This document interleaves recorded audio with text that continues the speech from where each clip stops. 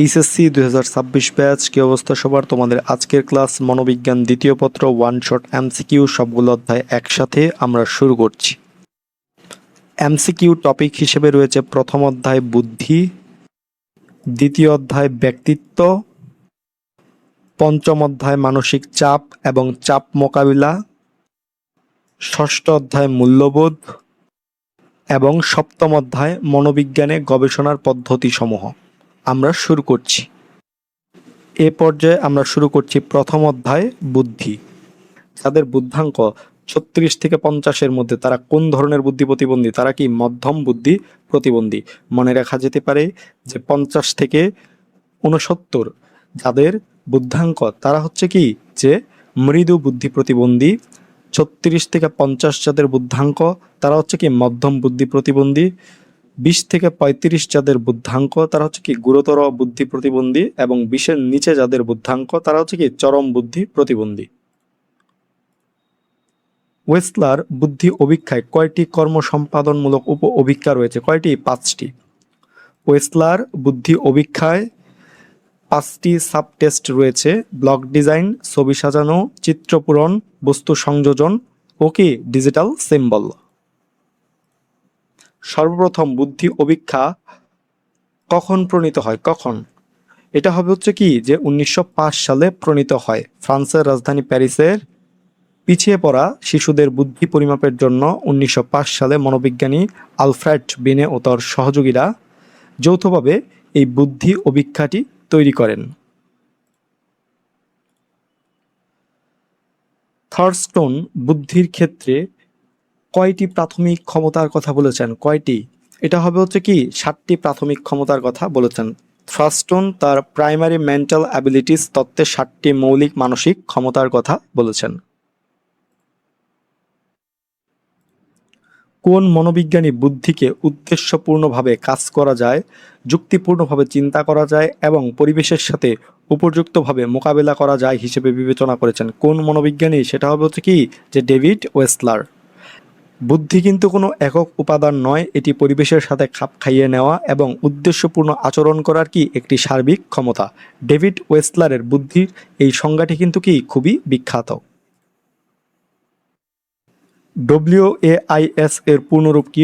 WAIS এর পূর্ণরূপ হচ্ছে কি Wechsler adult intelligence scale. IQ এর পূর্ণরূপ কি? আইকিউ এর পূর্ণরূপ হচ্ছে কি ইন্টেলিজেন্স কোটিয়েন্ট। বুদ্ধি পরিমাপের জন্য প্রণীত অভিক্ষা সমূহকে প্রধানত কয় ভাগে ভাগ করা হয়েছে? কয় ভাগে? 4টি ভাগে ভাগ করা হয়েছে। উপস্থাপনার ভিত্তি অনুযায়ী বুদ্ধি অভিক্ষাকে কি প্রধানত 4টি ভাগে ভাগ করা হয়: ব্যক্তিভিত্তিক, দলগত, ভাষাগত এবং কার্য সম্পাদনমূলক। বুদ্ধাঙ্কের উপর ভিত্তি করে বুদ্ধি প্রতিবন্ধিতাকে কয় ভাগে ভাগ করা হয়েছে? কয় ভাগে? 4টি ভাগে ভাগ করা হয়েছে। American association on mental deficiency অনুযায়ী বুদ্ধি প্রতিবন্ধিতাকে বুদ্ধাঙ্কের ভিত্তিতে 4টি প্রধান ভাগে ভাগ করা হয়েছে: মৃদু, মধ্যম, গুরুতর ও চরম। যাদের বুদ্ধাঙ্ক 90 থেকে 100-র মধ্যে তারা হচ্ছে কি সাধারণ। সাধারণ মানদণ্ড অনুযায়ী বুদ্ধাঙ্কের স্কেল হচ্ছে 90 থেকে 109 গড় বা সাধারণ বুদ্ধি, 110 থেকে 119 উন্নত সাধারণ, 140 বা তার বেশি অতি উন্নত বা প্রতিভাবান। বুদ্ধি হলো জগৎকে অনুধাবন করার ক্ষমতা এবং বাধাসমূহকে মোকাবিলা করার সামর্থ্য। সংজ্ঞাটি কে দিয়েছেন? সংজ্ঞাটি দিয়েছেন হচ্ছে কে? ডেভিড ওয়েক্সলার। ওয়েক্সলারের বুদ্ধির সংজ্ঞায় পরিবেশ বা জগতের সাথে সফল মোকাবিলার সামর্থ্য এর ওপর কি জোর দেওয়া হয়েছে? তাই এখানে সঠিক উত্তরটি কি হবে? ডেভিড ওয়েক্সলার। যে সকল ব্যক্তি জীবনের মৌলিক কাজও নিজে নিজে করতে অক্ষম তারা কোন ধরনের বুদ্ধি প্রতিবন্ধী? তারা কি চরম বুদ্ধি প্রতিবন্ধী। যাদের বুদ্ধাঙ্ক স্কেলে আইকিউ 20-এর নিচে অর্থাৎ কি চরম প্রতিবন্ধী, তারা খাওয়া, জামা কাপড় পরা মতো কি অতি মৌলিক যে কাজগুলো আছে সেটা অতি মৌলিক কাজগুলোর জন্য কি পুরোপুরি অন্যের উপর নির্ভর করে। মনোবিজ্ঞানী শিক্ষার্থীকে কতগুলো ছবি দিয়ে একটির পর একটি এমনভাবে সাজাতে বললেন যেন একটি অর্থপূর্ণ গল্প তৈরি হয়। এটি কোন বুদ্ধি অভিক্ষায় করা হয়? এটি হচ্ছে কি কার্য সম্পাদন ভিত্তিক বুদ্ধি অভিক্ষায় করা হয়। যেসব অভিক্ষায় ভাষা বা লেখার প্রয়োজন হয় না, বরং হাতে কলমে বস্তু সাজাতে, ব্লক মিলাতে বা ছবি ক্রমানুসারে সাজাতে হয়, সেগুলোকে কি কার্য সম্পাদনমূলক অভিক্ষা বলা হয়। বুদ্ধাঙ্কের সমীকরণ সম্পর্কে সর্বপ্রথম ধারণা দেন কোন মনোবিজ্ঞানী? William stern. 1912 সালে জার্মান মনোবিজ্ঞানী উইলিয়াম স্টার্ন সর্বপ্রথম বুদ্ধাঙ্ক বা আইকিউ নির্ণয়ের সূত্র বা অনুপাতের ধারণা দেন। তারপরে লুইস টার্মেন এটিকে কি পূর্ণাঙ্গ রূপ দেন। তাই প্রশ্নের প্রাসঙ্গিকতা এখানে সঠিক উত্তর কি হবে? William stern. জরুরি ভিত্তিতে অনেক লোক নিয়োগের ক্ষেত্রে কোন অভিক্ষা প্রয়োগ করা হয়? কোন অভিক্ষা? আর্মি আলফা অভিক্ষাটি প্রয়োগ করা হয়। প্রথম বিশ্বযুদ্ধের সময় মার্কিন সেনাবাহিনীতে দ্রুত ও একসাথে প্রচুর শিক্ষিত সৈনিক নিয়োগের জন্য দলগত ভাষাগত আর্মি আলফা টেস্টটি তৈরি করা হয়েছিল। স্কুল কলেজে ভর্তির জন্য কোন অভিক্ষাটি প্রযোজ্য? কোন অভিক্ষাটি? সেটি হচ্ছে কি স্যাট অভিক্ষাটি প্রযোজ্য। স্যাটের পূর্ণরূপ হচ্ছে স্কলাস্টিক অ্যাসেসমেন্ট টেস্ট। এটি সাধারণত উচ্চ বিদ্যালয় বা কলেজে ভর্তির যোগ্যতা যাচাইয়ের জন্য বিশ্বব্যাপী ব্যাপকভাবে ব্যবহৃত দলগত অভিক্ষা। এমএমপিআই অভিক্ষায় মোট কতটি প্রশ্ন রয়েছে? কতটি? 550টি প্রশ্ন রয়েছে। কোন সালে হারিডিটারি জিনিয়াস গ্রন্থটি প্রকাশিত হয়? কোন সালে? সেটি হবে হচ্ছে কি যে 1869 সালে স্যার ফ্রান্সিস গ্যালটন তার বিখ্যাত গ্রন্থ হেরিডিটারি জিনিয়াস প্রকাশ করেন। কোন বুদ্ধি অভিক্ষাটি সংস্কৃতির প্রভাবমুক্ত নয়? কোনটি? ভাষাগত বুদ্ধি অভিক্ষাটি। ভাষাগত অভিক্ষায় ভাষা, শিক্ষা ও সংস্কৃতি সরাসরি প্রভাব থাকে, তাই এক দেশের বা সংস্কৃতির ভাষায় তৈরি বুদ্ধি অভিক্ষার জন্য অন্য সংস্কৃতির মানুষের হুবহু প্রয়োগ করা যায় না। 20টি কার্ড দিয়ে তৈরি গঠিত অভিক্ষা হলো 20টি কার্ড দিয়ে তৈরি গঠিত অভিক্ষা হচ্ছে কি যে কাহিনী সংপ্রত্যক্ষণ। প্রথম ব্যবহার উপযোগী বুদ্ধি অভিক্ষা কত সালে প্রণীত হয়? 1905 সালে প্রণীত হয়। এটি বিশ্বের প্রথম আধুনিক ও ব্যবহারযোগ্য বুদ্ধি অভিক্ষা যা আলফ্রেড বিনে তার টিম নিয়ে তৈরি করেছিল। আমেরিকান শিক্ষা মনোবিজ্ঞানী বেঞ্জামিন এস ব্লুম মানব বুদ্ধির জগৎকে কয়টি স্তরে ভাগ করেন? কয়টি স্তরে? 6টি স্তরে ভাগ করেন। জ্ঞান, অনুধাবন, প্রয়োগ, বিশ্লেষণ, সংশ্লেষণ এবং মূল্যায়ন। ফ্রয়েডের মতে আমাদের নিজস্ব সত্তাটির নাম কি? আমাদের নিজস্ব সত্তাটির নাম হচ্ছে কি অহম। সিগমুন্ড ফ্রয়েডের ব্যক্তিত্বের উপাদান তত্ত্বে রয়েছে বাস্তবমুখী ও নিজস্ব চিন্তা অহম। বিশ্ব প্রতিবন্ধী দিবস কোনটি? বিশ্ব প্রতিবন্ধী দিবস হচ্ছে কত? 3 ডিসেম্বর। আন্তর্জাতিক প্রতিবন্ধী দিবস বা বিশ্ব প্রতিবন্ধী দিবস প্রতি বছর 3 ডিসেম্বর পালিত হয়। গুরুতর বুদ্ধি প্রতিবন্ধীদের বুদ্ধাঙ্ক সীমাবদ্ধ থাকে কি 20 থেকে 35-এর মধ্যে। 20 থেকে 35-এর মধ্যে গুরুতর বুদ্ধি প্রতিবন্ধী শিশুদের আইকিউ 20 থেকে 35-এর মধ্যে থাকে। এদেরকে কিছুটা প্রশিক্ষণ দেওয়া গেলেও স্বাধীনভাবে জীবনযাপন করতে এরা সক্ষম হয় না। বোবা ও বধির লোকদের বুদ্ধি পরিমাপের জন্য প্রযোজ্য অভিক্ষা কোনটি? প্রযোজ্য অভিক্ষা হচ্ছে কি ওয়েক্সলার বুদ্ধি অভিক্ষা। ওয়েক্সলার অভিক্ষায় ভাষাগত সাবটেস্টের পাশাপাশি কার্য সম্পাদনমূলক সাবটেস্ট থাকে, যার কারণে বোবা ও বধিরদের বুদ্ধিমত্তা এটি দিয়ে সহজেই কি পরিমাপ করা যায়। অহম কোন নীতির অনুসরণ করে? এটি কি বাস্তব নীতির অনুসরণ করে। ইট চলে আনন্দের নীতিতে, আর অহম বা ইগো চলে কি বাস্তবতার নীতিতে। ব্যক্তির মানসিক বয়সের সাথে তার প্রকৃত বয়সের অনুপাতকে কি বলে? মানসিক বয়সের সাথে তার প্রকৃত বয়সের অনুপাতকে বলা হচ্ছে কি বুদ্ধাঙ্ক। মেধার সাথে নিচের কোনটি জড়িত? সৃজনশীলতা জড়িত। সাধারণ বুদ্ধিমত্তার চেয়ে মেধার একটি বড় বৈশিষ্ট্য হলো নতুন কিছু উদ্ভাবন বা চিন্তা করার ক্ষমতা, যাকে আমরা সৃজনশীলতা বলে থাকি। স্মৃতির শর্ত নয়, নয় কোনটি? সেটি হচ্ছে কি অভিজ্ঞতা। স্মৃতির প্রধান শর্ত বা ধাপ মূলত চারটা: শিক্ষণ, সংরক্ষণ, পুনঃস্মরণ এবং পুনর্জ্ঞান। অভিজ্ঞতা এখানে সরাসরি স্মৃতির শর্ত হিসেবে গণ্য হয় না, তাই এখানে সঠিক উত্তরটি কি হবে? অভিজ্ঞতা।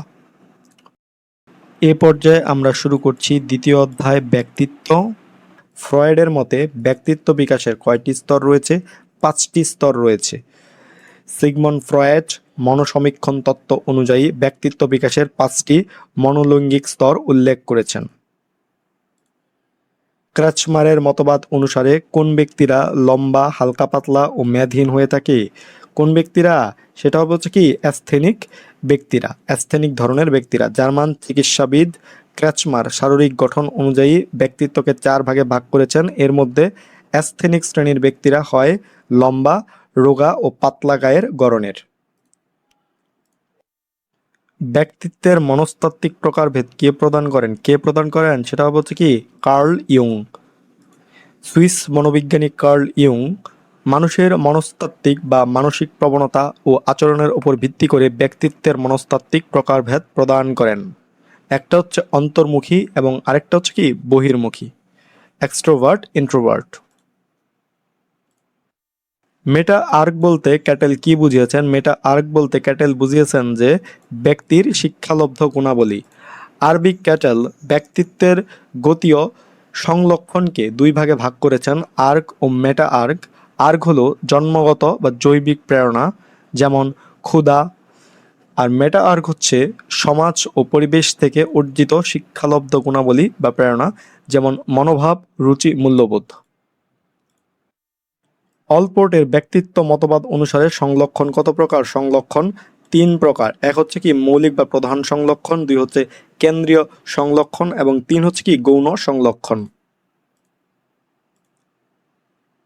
শেলডনের শারীরিক গঠন মতবাদ অনুযায়ী ব্যক্তিত্বের শ্রেণীবিভাগ কয়টা? 3টা। এক হচ্ছে অ্যান্ডোমরফিক, আরেকটা হচ্ছে মেসোমরফিক এবং আরেকটা হচ্ছে কি অ্যাক্টোমরফিক।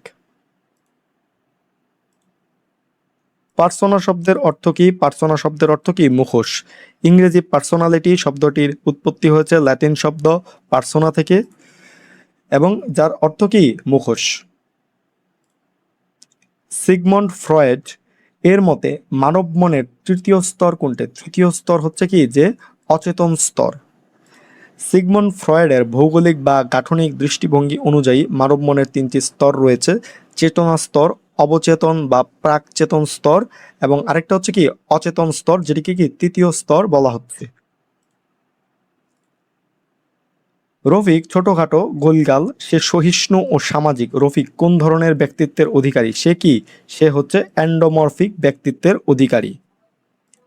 শেলডনের তত্ত্ব অনুযায়ী অ্যান্ডোমরফিক স্বভাবের ব্যক্তিরা দেখতে নরম, খাটো ও কি গোলগাল হন এবং মেজাজের দিক থেকে আরামপ্রিয়, সামাজিক, বন্ধুবাৎসল এবং সহনশীল হয়ে থাকেন। বয়স, লিঙ্গ, অভিজ্ঞতা প্রভৃতি কোন চল এর উদাহরণ? কোন চল? এগুলো কি বাহ্যিক চল এর উদাহরণ। গবেষণায় যে সকল বিষয় সরাসরি মূল পরীক্ষার বিষয় নয় কিন্তু পরীক্ষার ফলাফলে প্রভাব ফেলতে পারে, যেমন বয়স, লিঙ্গ, শিক্ষা বা অভিজ্ঞতা, সেগুলোকে বাহ্যিক চল বলা হয়। এগুলোকে নিয়ন্ত্রণে রাখা প্রয়োজন। শিশুর শিশুসুলভ আচরণ, বশ্যতা ও অসহায়ত্বের জন্য পিতামাতার কোন ধরনের আচরণ দেয়? কোন ধরনের?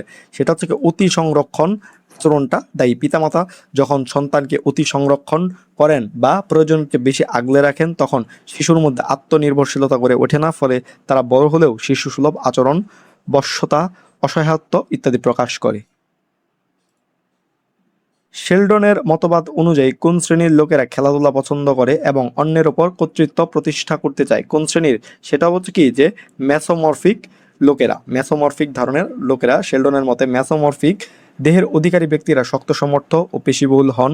স্বভাবগতভাবে তারা দুঃসাহসিক কাজ ও খেলাধুলা পছন্দ করেন এবং অন্যের ওপর কর্তৃত্ব বা নেতৃত্ব প্রতিষ্ঠা করতে ভালোবাসেন।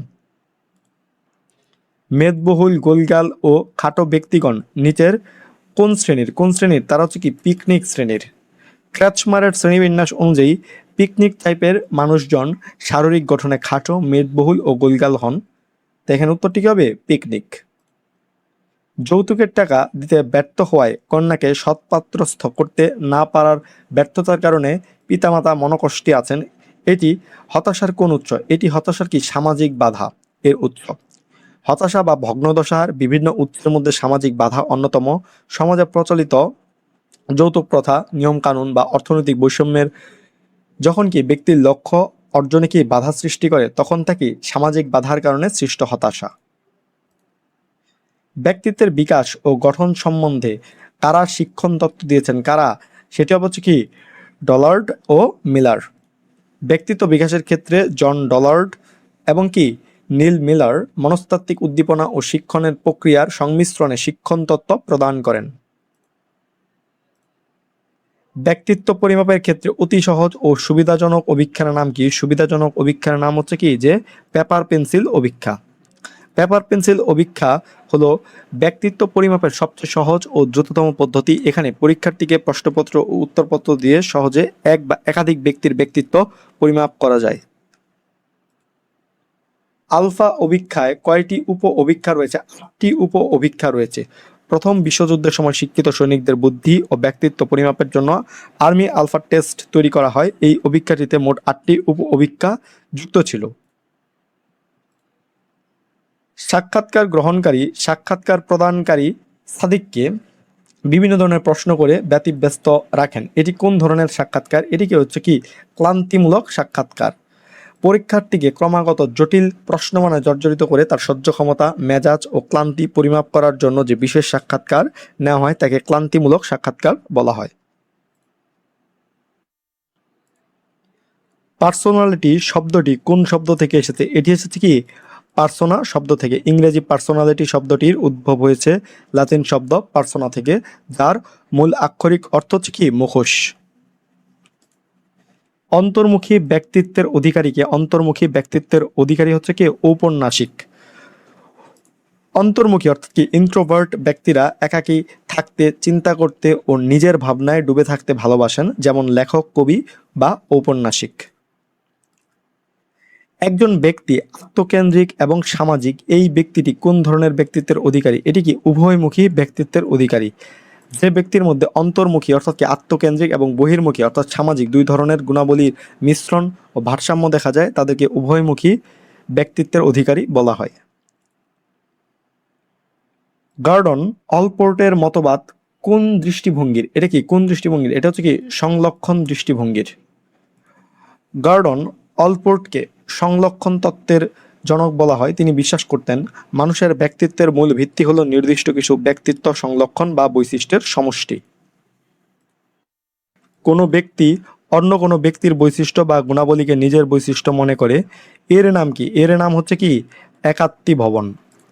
যখন একজন ব্যক্তি কোনো বিখ্যাত ব্যক্তিত্ব বা প্রিয় মানুষের গুণাবলী ও বৈশিষ্ট্যকে নিজের মধ্যে ধারণ করে এবং নিজেকে তার সাথে অভিন্ন মনে করে, তখন কি সেই মানসিক প্রতিরক্ষামূলক প্রক্রিয়াকে কি একাত্মীভবন বলা হয়। অপরের কৃতিত্বের সাথে নিজের কৃতিত্বকে অভিন্ন মনে করাকে কি বলে? এটাকে বলা হচ্ছে কি একাত্মভবন। কি বলে? একাত্মভবন। অন্যের সাফল্য, দক্ষতা ও গুণাবলীকে নিজের মূলে মনে করা এবং তার সাথে নিজের মানসিক সংযুক্তি ঘটানোর প্রক্রিয়াকে একাত্মীভবন বলা হয়। এর মাধ্যমে ব্যক্তি নিজের আত্মবিশ্বাস বাড়াতে চেষ্টা করে। এ পর্যায়ে আমরা শুরু করছি পঞ্চম অধ্যায় মানসিক চাপ এবং চাপ মোকাবিলা।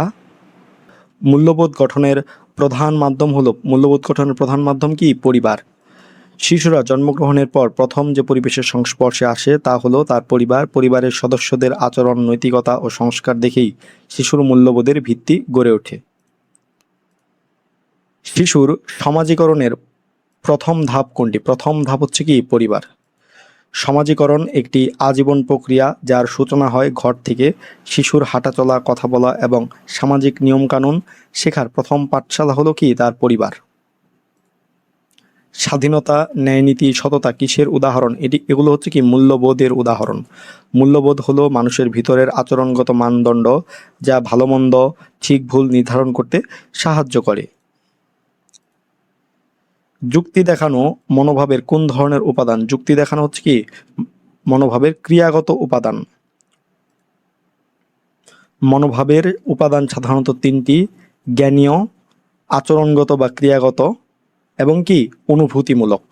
যখন কেউ যুক্তি প্রদর্শন করে বা কোনো কাজের প্রকাশ ঘটায় তখন সেটি কি ক্রিয়াগত উপাদানের মধ্যে পড়ে।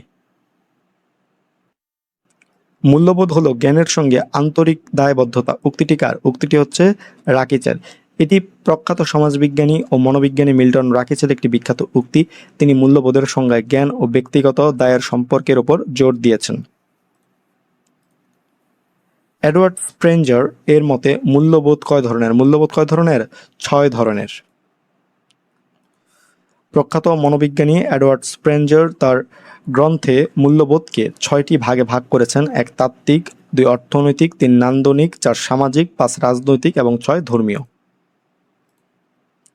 সিফাত সুন্দর ছবি আঁকে, ছবির মধ্যে প্রকৃতিকে খুঁজে পায়।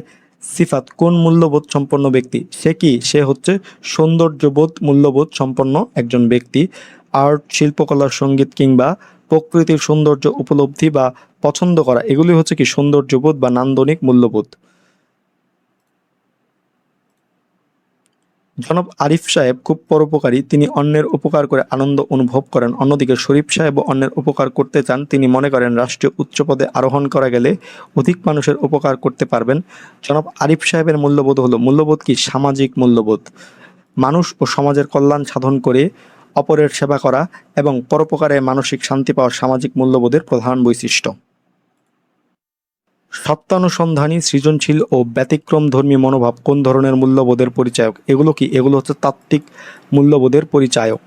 যারা সত্য আবিষ্কার করতে পছন্দ করে, জ্ঞান অর্জন ও যুক্তিতর্কের মাধ্যমে নতুন কিছু জানতে চায়, তাদের মধ্যে তাত্ত্বিক মূল্যবোধ প্রবল থাকে। জ্ঞানের দ্বারা আধিপত্য বিস্তারের মূল্যবোধটি হলো, এটাও কি? এটা হচ্ছে তাত্ত্বিক মূল্যবোধ। তাত্ত্বিক মূল্যবোধ সম্পন্ন ব্যক্তিরা পার্থিব ধনসম্পদের চেয়ে জ্ঞানকে বেশি প্রাধান্য দেয় এবং তারা জ্ঞানের শক্তিতেই সমাজে প্রভাব ও আধিপত্য বিস্তার করতে চায়। কোন মূল্যবোধের ব্যক্তিরা সহজেই মানুষের সঙ্গে বন্ধুত্ব করতে পারে? কোন মূল্যবোধের? সামাজিক মূল্যবোধ সম্পন্ন ব্যক্তিরা। সামাজিক মূল্যবোধের মানুষের প্রধান বৈশিষ্ট্য হলো তারা মিশুক, সহানুভূতিশীল এবং মানবিক, ফলে তারা সহজেই অন্যের সাথে ভাব জমাতে ও বন্ধুত্ব গড়ে তুলতে পারে। সুযোগ পেলেই তানিয়া ছবি আঁকে। তানিয়ার মূল্যবোধটি হলো, এটা কি? এটা একটা নান্দনিক মূল্যবোধ। শিল্পচর্চা, পেইন্টিং বা রূপ সৌন্দর্যের চর্চা সরাসরি নান্দনিক বা সৌন্দর্য বোধমূলক মূল্যবোধকে নির্দেশ করে। মূল্যবোধ হলো, মূল্যবোধ কি? মূল্যবোধ হচ্ছে ব্যক্তির কতগুলো গুণ বা বৈশিষ্ট্য। মূল্যবোধ হলো ব্যক্তির অভ্যন্তরীণ কতগুলো বিশ্বাস, গুণাবলী বা নীতি আদর্শের সমষ্টি যা তার চরিত্র ও আচরণ পরিচালনায় সাহায্য করে। কোনটিকে সমাজের চালিকা শক্তি বলা হয়? চালিকা শক্তি বলা হয় কোনটিকে? মূল্যবোধকে। মূল্যবোধ সমাজকে সুশৃঙ্খল রাখে এবং মানুষকে ন্যায় অন্যায়ের পথ দেখায়। মূল্যবোধহীন সমাজ ভেঙে পড়ে, তাই একে সমাজের কি? চালিকা শক্তিও বলা হয়। কিসের মাধ্যমে একটি শিশুর মূল্যবোধ গঠনের প্রক্রিয়া শুরু হয়? কিসের মাধ্যমে? সেটা হচ্ছে কি? সামাজিকীকরণের মাধ্যমে। শিশু যখন সামাজিকীকরণের মাধ্যমে চারপাশের পরিবেশ, পরিবার ও সংস্কৃতি শেখে, ঠিক তখনই ধীরে ধীরে তার মধ্যে কোনটি ভালো কোনটি খারাপ সেই মূল্যবোধগুলো গড়ে উঠতে শুরু করে। প্রি জাস্টিস শব্দটির অর্থ হলো, প্রি জাস্টিস শব্দটির অর্থ হচ্ছে কি? যে কোনো ঘটনার প্রতি বদ্ধমূল ধারণা। প্রি জাস্টিস বা কুসংস্কার বা পূর্ব সংস্কার বলতে পর্যাপ্ত তথ্য না জেনে বস্তুনিষ্ঠ বিচার ছাড়াই আগে থেকে কোনো কিছুর সম্পর্কে একটি স্থির বা বদ্ধমূল মতামত কি পোষণ করাকে বোঝায়। কোন শ্রেণীর ব্যক্তিরা অন্যের ওপর কর্তৃত্ব প্রতিষ্ঠা করতে চায়? কোন শ্রেণীর ব্যক্তিরা? সেটা হচ্ছে কি? মেসোমরফিক শ্রেণীর ব্যক্তিরা। উইলিয়াম শেলডন এর শারীরিক গঠনভিত্তিক ব্যক্তিত্বের শ্রেণীবিন্যাস অনুযায়ী মেসোমরফিক অর্থাৎ কি মেধহীন ও পেশিবহুল ব্যক্তিত্বের অধিকারীরা সাধারণত সাহসী, আগ্রাসী ও অন্যের উপর কর্তৃত্ব প্রতিষ্ঠা করার জন্য কি প্রবণতা সম্পন্ন হয়। শিহাব নৈতিকতার বিষয়ে কোনোভাবেই ছাড় দেয় না। শিহাবের এই বিষয়টি কোনটির সাথে সম্পর্কিত? এটি হচ্ছে কি সুপার ইগোর সাথে সম্পর্কিত। সিগমুন্ড ফ্রয়েডের তত্ত্ব অনুযায়ী সুপার ইগো ব্যক্তিত্বের নৈতিক অংশ হিসেবে কাজ করে, যা মানুষকে নিয়ম, নৈতিকতা ও সঠিক পথ অনুসরণে বাধ্য করে। পুণ্যক্রমিক কাজ করলে কি হ্রাস পায়? যেটা হ্রাস পায় সেটা হচ্ছে কি? কর্মভার হ্রাস পায়। কোনো জটিল কাজকে তার গুরুত্ব অনুযায়ী ধাপে ধাপে পুণ্যক্রমিকভাবে সাজিয়ে করলে কাজের চাপ ও অতিরিক্ত কর্মভার অনেকটাই কি কমে যায়। Cut your coat according to your cloth. উক্তিটি কোন মূল্যবোধের সাথে সম্পর্কিত? এটা কি অর্থনৈতিক মূল্যবোধের সাথে সম্পর্কিত। প্রবাদটির অর্থ আয় বুঝে ব্যয় করো, বাজেট তৈরি, মিতব্যয়িতা ও সম্পদের সঠিক ব্যবহার পুরোপুরি অর্থনৈতিক মূল্যবোধের সাথে যুক্ত। পরোপকারী নামে পরিচিত নাসির অন্যের বিপদ আপদে সবসময় এগিয়ে আসে, অন্যদের সেবা করে আনন্দ পায় সে। নাসিরের ভেতর কোন ধরনের মূল্যবোধ কাজ করছে? তার ভেতর কি সামাজিক মূল্যবোধ কাজ করছে। নিজের ব্যক্তিগত লাভের কথা চিন্তা না করে অপরের কল্যাণ করা, সেবা দেওয়া ও দুঃসময়ে পাশে দাঁড়ানো স্পষ্টতই কি সামাজিক মূল্যবোধের পরিচায়ক। কোন ধরনের মূল্যবোধ সম্পন্ন ব্যক্তিরা সবসময় মিতব্যয়ী হয়? অর্থনৈতিক মূল্যবোধ সম্পন্ন ব্যক্তিরা সবসময় মিতব্যয়ী হয়। যারা বস্তুবাদী, ব্যবহারিকতা, সম্পদের হিসাব, অপচয় রোধ ও মিতব্যয়িতাকে ভালোবাসেন তারা মূলত কি অর্থনৈতিক মূল্যবোধের অধিকারী হন। এ পর্যায়ে আমরা শুরু করছি ষষ্ঠ অধ্যায় মূল্যবোধ। মূল্যবোধ গঠনের প্রধান মাধ্যম কি? পরিবার। শিশুরা জন্মগ্রহণের পর প্রথম যে পরিবেশের সংস্পর্শে আসে তা হলো তার পরিবার। পরিবারের সদস্যদের আচরণ, নৈতিকতা ও সংস্কার দেখেই শিশুর মূল্যবোধের ভিত্তি গড়ে ওঠে। শিশুর সমাজীকরণের প্রথম ধাপ কোনটি? প্রথম ধাপ হচ্ছে কি? পরিবার। সমাজীকরণ একটি আজীবন প্রক্রিয়া যার সূচনা হয় ঘর থেকে। শিশুর হাঁটাচলা, কথা বলা এবং সামাজিক নিয়মকানুন শেখার প্রথম পাঠশালা হলো কি? তার পরিবার। স্বাধীনতা, ন্যায়নীতি, সততা কিসের উদাহরণ? এগুলো হচ্ছে কি? মূল্যবোধের উদাহরণ। মূল্যবোধ হলো মানুষের ভিতরের আচরণগত মানদণ্ড যা ভালো মন্দ, ঠিক ভুল নির্ধারণ করতে সাহায্য করে। যুক্তি দেখানো মনোভাবের কোন ধরনের উপাদান? যুক্তি দেখানো হচ্ছে কি?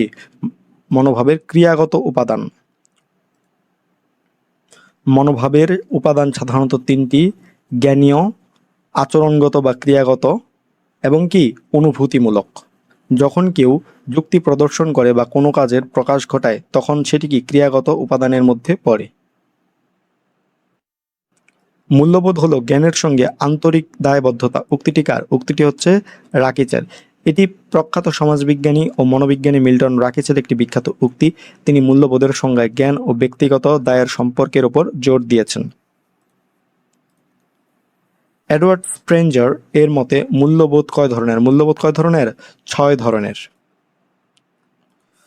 প্রখ্যাত মনোবিজ্ঞানী এডওয়ার্ড স্প্রেঞ্জার তার গ্রন্থে মূল্যবোধকে 6টি ভাগে ভাগ করেছেন: 1 তাত্ত্বিক, 2 অর্থনৈতিক, 3 নান্দনিক, 4 সামাজিক, 5 রাজনৈতিক এবং 6 ধর্মীয়। সিফাত সুন্দর ছবি আঁকে, ছবির মধ্যে প্রকৃতিকে খুঁজে পায়। সিফাত কোন মূল্যবোধ সম্পন্ন ব্যক্তি? সে কি? সে হচ্ছে সৌন্দর্যবোধ মূল্যবোধ সম্পন্ন একজন ব্যক্তি। আর্ট, শিল্পকলা, সঙ্গীত কিংবা প্রকৃতির সৌন্দর্য উপলব্ধি বা পছন্দ করা এগুলি হচ্ছে কি? সৌন্দর্যবোধ বা নান্দনিক মূল্যবোধ। জনাব আরিফ সাহেব খুব পরোপকারী, তিনি অন্যের উপকার করে আনন্দ অনুভব করেন। অন্যদিকে শরীফ সাহেব অন্যের উপকার করতে চান, তিনি মনে করেন রাষ্ট্রীয় উচ্চ পদে আরোহণ করা গেলে অধিক মানুষের উপকার করতে পারবেন। জনাব আরিফ সাহেবের মূল্যবোধ হলো, মূল্যবোধ কি? সামাজিক মূল্যবোধ। মানুষ ও সমাজের কল্যাণ সাধন করে অপরের সেবা করা এবং পরোপকারে মানসিক শান্তি পাওয়া সামাজিক মূল্যবোধের প্রধান বৈশিষ্ট্য। সত্যানুসন্ধানী, সৃজনশীল ও ব্যতিক্রমধর্মী মনোভাব কোন ধরনের মূল্যবোধের পরিচায়ক? এগুলো কি? এগুলো হচ্ছে তাত্ত্বিক মূল্যবোধের পরিচায়ক। যারা সত্য আবিষ্কার করতে পছন্দ করে, জ্ঞান অর্জন ও যুক্তিতর্কের মাধ্যমে নতুন কিছু জানতে চায় তাদের মধ্যে তাত্ত্বিক মূল্যবোধ প্রবল থাকে। জ্ঞানের দ্বারা আধিপত্য বিস্তারের মূল্যবোধটি হলো, এটাও কি? এটা হচ্ছে তাত্ত্বিক মূল্যবোধ। তাত্ত্বিক মূল্যবোধ সম্পন্ন ব্যক্তিরা পার্থিব ধনসম্পদের চেয়ে জ্ঞানকে বেশি প্রাধান্য দেয় এবং তারা জ্ঞানের শক্তিতেই সমাজে প্রভাব ও আধিপত্য বিস্তার করতে চায়। কোন মূল্যবোধের ব্যক্তিরা সহজেই মানুষের সঙ্গে বন্ধুত্ব করতে পারে? কোন মূল্যবোধের? সামাজিক মূল্যবোধ সম্পন্ন ব্যক্তিরা। সামাজিক মূল্যবোধের মানুষের প্রধান বৈশিষ্ট্য হলো তারা মিশুক, সহানুভূতিশীল এবং মানবিক, ফলে তারা সহজেই অন্যের সাথে ভাব জমাতে ও বন্ধুত্ব গড়ে তুলতে পারে। সুযোগ পেলেই তানিয়া ছবি আঁকে। তানিয়ার মূল্যবোধটি হলো, এটা কি? এটা একটা নান্দনিক মূল্যবোধ। শিল্পচর্চা, পেইন্টিং বা রূপ সৌন্দর্যের চর্চা সরাসরি নান্দনিক বা সৌন্দর্য বোধমূলক মূল্যবোধকে নির্দেশ করে। মূল্যবোধ হলো, মূল্যবোধ কি? মূল্যবোধ হচ্ছে ব্যক্তির কতগুলো গুণ বা বৈশিষ্ট্য। মূল্যবোধ হলো ব্যক্তির অভ্যন্তরীণ কতগুলো বিশ্বাস, গুণাবলী বা নীতি আদর্শের সমষ্টি যা তার চরিত্র ও আচরণ পরিচালনায় সাহায্য করে। কোনটিকে সমাজের চালিকা শক্তি বলা হয়? চালিকা শক্তি বলা হয় কোনটিকে? মূল্যবোধকে। মূল্যবোধ সমাজকে সুশৃঙ্খল রাখে এবং মানুষকে ন্যায় অন্যায়ের পথ দেখায়। মূল্যবোধহীন সমাজ ভেঙে পড়ে, তাই একে সমাজের কি চালিকা শক্তিও বলা হয়। কিসের মাধ্যমে একটি শিশুর মূল্যবোধ গঠনের প্রক্রিয়া শুরু হয়? কিসের মাধ্যমে? সেটা হচ্ছে কি সামাজিকীকরণের মাধ্যমে। শিশু যখন সামাজিকীকরণের মাধ্যমে চারপাশের পরিবেশ, পরিবার ও সংস্কৃতি শেখে, ঠিক তখনই ধীরে ধীরে তার মধ্যে কোনটি ভালো কোনটি খারাপ সেই মূল্যবোধগুলো গড়ে উঠতে শুরু করে। প্রি জাস্টিস শব্দটির অর্থ হলো, প্রি জাস্টিস শব্দটির অর্থ হচ্ছে কি যে কোনো ঘটনার প্রতি বদ্ধমূল ধারণা। প্রি জাস্টিস বা কুসংস্কার বা পূর্ব সংস্কার বলতে পর্যাপ্ত তথ্য না জেনে বস্তুনিষ্ঠ বিচার ছাড়াই আগে থেকে কোনো কিছুর সম্পর্কে একটি স্থির বা বদ্ধমূল মতামত কি পোষণ করাকে বোঝায়। কোন শ্রেণীর ব্যক্তিরা অন্যের ওপর কর্তৃত্ব প্রতিষ্ঠা করতে চায়? কোন শ্রেণীর ব্যক্তিরা? সেটা হচ্ছে কি মেসোমরফিক শ্রেণীর ব্যক্তিরা। উইলিয়াম শেলডন এর শারীরিক গঠনভিত্তিক ব্যক্তিত্বের শ্রেণীবিন্যাস অনুযায়ী মেসোমরফিক অর্থাৎ কি মেধহীন ও পেশিবহুল ব্যক্তিত্বের অধিকারীরা সাধারণত সাহসী, আগ্রাসী ও অন্যের উপর কর্তৃত্ব প্রতিষ্ঠা করার জন্য কি প্রবণতা সম্পন্ন হয়। শিহাব নৈতিকতার বিষয়ে কোনোভাবেই ছাড় দেয় না। শিহাবের এই বিষয়টি কোনটির সাথে সম্পর্কিত? এটি হচ্ছে কি সুপার ইগোর সাথে সম্পর্কিত। সিগমুন্ড ফ্রয়েডের তত্ত্ব অনুযায়ী সুপার ইগো ব্যক্তিত্বের নৈতিক অংশ হিসেবে কাজ করে, যা মানুষকে নিয়ম, নৈতিকতা ও সঠিক পথ অনুসরণে বাধ্য করে। পুণ্যক্রমিক কাজ করলে কি হ্রাস পায়? যেটা হ্রাস পায় সেটা হচ্ছে কি কর্মভার হ্রাস পায়। কোনো জটিল কাজকে তার গুরুত্ব অনুযায়ী ধাপে ধাপে পুণ্যক্রমিকভাবে সাজিয়ে করলে কাজের চাপ ও অতিরিক্ত কর্মভার অনেকটাই কি কমে যায়। Cut your coat according to your cloth উক্তিটি কোন মূল্যবোধের সাথে সম্পর্কিত? এটা কি অর্থনৈতিক মূল্যবোধের সাথে সম্পর্কিত। প্রবাদটির অর্থ আয় বুঝে ব্যয় করো। বাজেট তৈরি, মিতব্যয়িতা ও সম্পদের সঠিক ব্যবহার পুরোপুরি অর্থনৈতিক মূল্যবোধের সাথে যুক্ত। পরোপকারী নামে পরিচিত নাসির অন্যের বিপদ আপদে সবসময় এগিয়ে আসে, অন্যদের সেবা করে আনন্দ পায় সে। নাসিরের ভেতর কোন ধরনের মূল্যবোধ কাজ করছে? তার ভেতর কি সামাজিক মূল্যবোধ কাজ করছে। নিজের ব্যক্তিগত লাভের কথা চিন্তা না করে অপরের কল্যাণ করা, সেবা দেওয়া ও দুঃসময়ে পাশে দাঁড়ানো স্পষ্টতই কি সামাজিক মূল্যবোধের পরিচায়ক। কোন ধরনের মূল্যবোধ সম্পন্ন ব্যক্তিরা সবসময় মিতব্যয়ী হয়? অর্থনৈতিক মূল্যবোধ সম্পন্ন ব্যক্তিরা সবসময় মিতব্যয়ী হয়। যারা বস্তুবাদী, ব্যবহারিকতা, সম্পদের হিসাব, অপচয় রোধ ও মিতব্যয়িতাকে ভালোবাসেন, তারা মূলত কি অর্থনৈতিক মূল্যবোধের অধিকারী হন। এ পর্যায়ে আমরা শুরু করছি সপ্তম অধ্যায়, মনোবিজ্ঞানে গবেষণার পদ্ধতিসমূহ। পরীক্ষণের পরিবেশকে যাবতীয় অবাঞ্ছিত অবস্থা হতে মুক্ত রাখাকে কি বলা হয়? বলা হয় হচ্ছে কি নিয়ন্ত্রণ। পরীক্ষণের সময় বাইরের অতিরিক্ত বা অবাঞ্ছিত আলো, শব্দ ইত্যাদির প্রভাব থেকে পরীক্ষণের পরিবেশকে মুক্ত রাখার কৌশল হচ্ছে কি নিয়ন্ত্রণ। পরীক্ষণে পরীক্ষকের অভিজ্ঞতা কোন ধরনের চল? এটা একটা মধ্যবর্তী চল। পরীক্ষণ পাত্রের ভেতরের বৈশিষ্ট্য যেমন বয়স, অভিজ্ঞতা, প্রেষণা বা বুদ্ধি, যা গবেষণায় প্রভাব ফেলে কিন্তু সরাসরি পরিবর্তন করা যায় না, তাই হচ্ছে কি মধ্যবর্তী চল।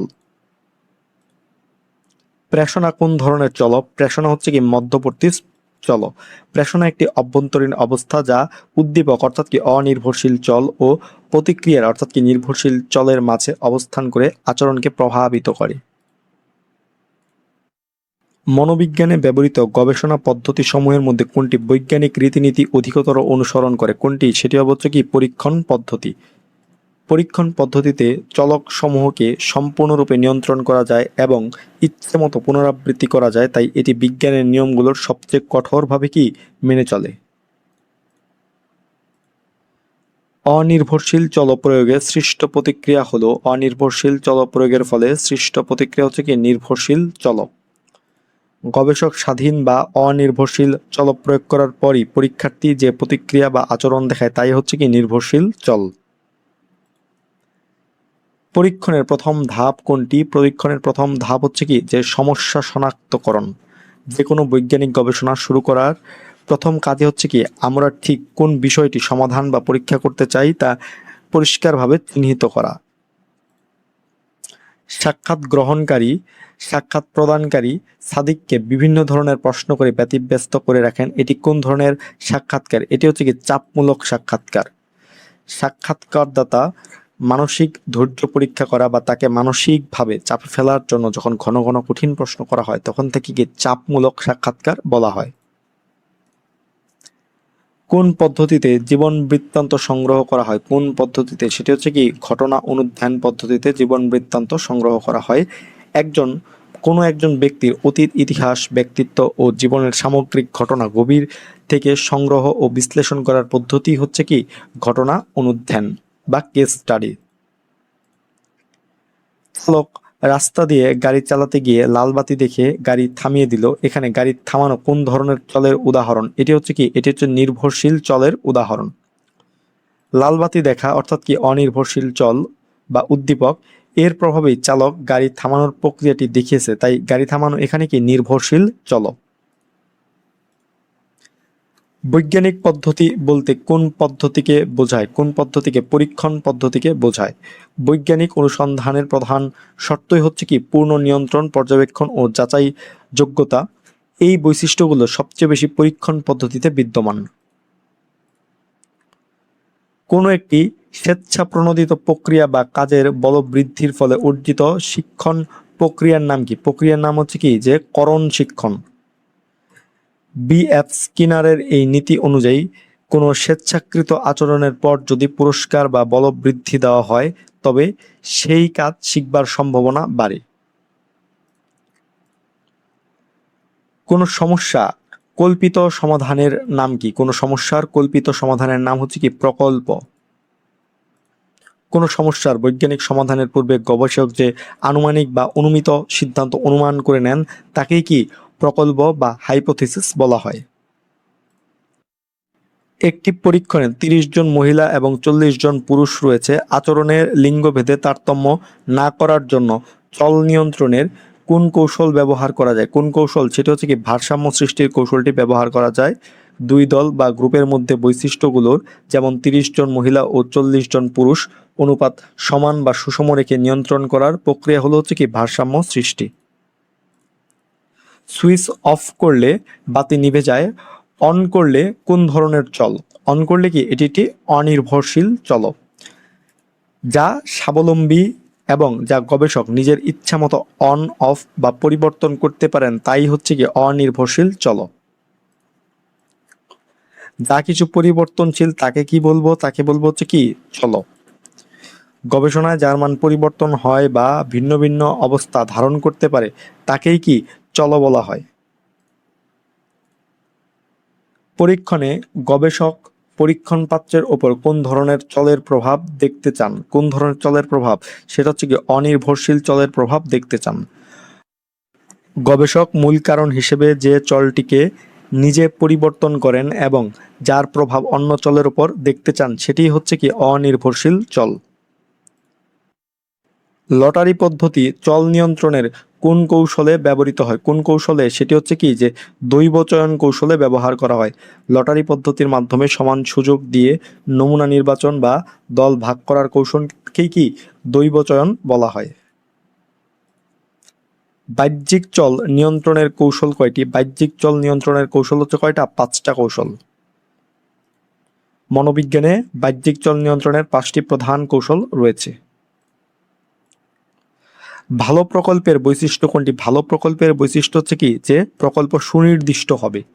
একটি আদর্শ প্রকল্পের মূল গুণ হলো এটি অবশ্যই স্পষ্ট, সুনির্দিষ্ট ও পরীক্ষাযোগ্য হতে হবে। নিচের কোনটি প্রকৃত পরীক্ষার উদাহরণ? প্রকৃত পরীক্ষার উদাহরণ হচ্ছে কোনটা? শিক্ষণ। কারণ শিক্ষণে পরীক্ষাগারে সরাসরি উদ্দীপক প্রয়োগ করে প্রতিক্রিয়া পরিমাপ করা সহজ ও নিশ্চিত, তাই এটি একটি প্রকৃত পরীক্ষার উদাহরণ। আদিবাসীদের সামাজিক প্রথা নিয়ে গবেষণা করেছেন কোন নৃবিজ্ঞানী? কোন নৃবিজ্ঞানী? সেটি হচ্ছে কি যে মার্গারেট মিড। বিখ্যাত নৃবিজ্ঞানী মার্গারেট মিড সামোয়া দ্বীপপুঞ্জ ও আদিবাসীদের সংস্কৃতি ও সামাজিক প্রথা নিয়ে গবেষণা করেছিলেন। পরীক্ষণে পরীক্ষের বয়স কোন ধরনের চল? এটা হচ্ছে কি এটা একটা মধ্যবর্তী চল। বয়স একটি জৈবিক উপাদান যা পরীক্ষণে সরাসরি পরিবর্তন করা যায় না কিন্তু আচরণের উপর প্রভাব ফেলে, তাই এটি হচ্ছে কি একটি মধ্যবর্তী চল। নিয়মতান্ত্রিক পর্যবেক্ষণ কয় ধরনের হতে পারে? নিয়মতান্ত্রিক পর্যবেক্ষণ কি দুই ধরনের হতে পারে। এক হচ্ছে কি অংশগ্রহণমূলক পর্যবেক্ষণ, আরেকটা হচ্ছে কি অংশগ্রহণমূলক পর্যবেক্ষণ। তো এই ছিল মনোবিজ্ঞান দ্বিতীয় পত্র ওয়ান শট এমসিকিউ সবগুলো অধ্যায় একসাথে। তোমাদের সকলের জন্য শুভকামনা রইল, তোমরা খুব ভালোভাবে পরীক্ষা দাও। ধন্যবাদ সকলকে।